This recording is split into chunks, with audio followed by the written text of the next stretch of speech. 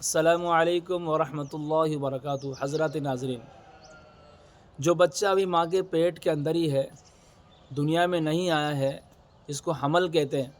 کہ حمل کی طرف سے بھی یا حمل کا بھی فطرہ دیا جائے، جس طریقے سے گھر کے اور افراد کا فطرہ نکالا جاتا ہے، تو جو بچہ ہی ماں کے پیٹ کے اندر ہے کہ اس کا بھی فطرہ دیا جائے۔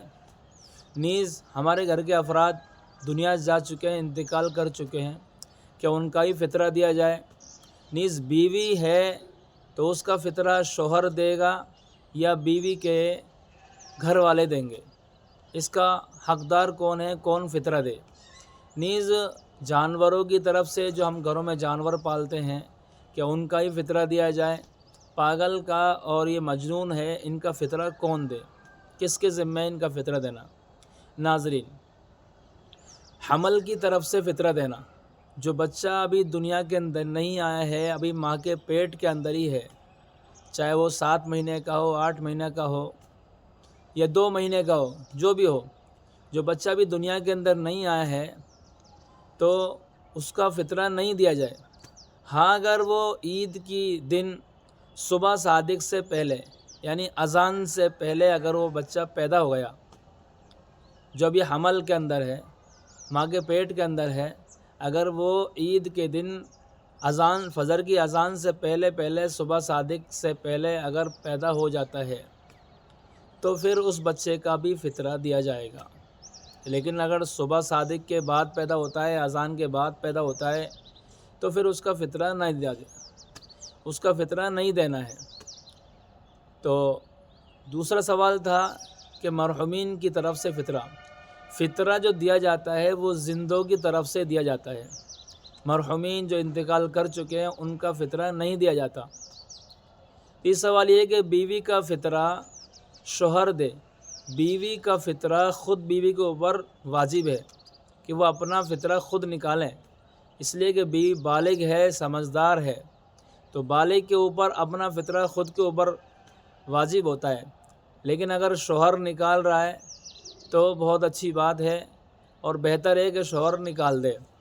باقی بیوی کے ماں باپ کی کوئی ذمہ داری نہیں ہے، اب وہ سسرال میں آ چکی ہے، اس کی شادی ہو چکی ہے، وہ بالغ اور سمجھدار ہے، تو اس لیے اس کا فطرہ خود اپنے اوپر ہے یا اس کا شوہر دے دے۔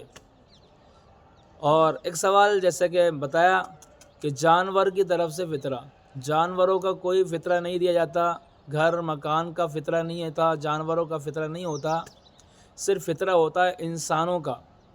انسانوں کا فطرہ دیا جاتا ہے، گھر میں جتنے بھی انسان ہیں تو ان کا فطرہ دینا ہے۔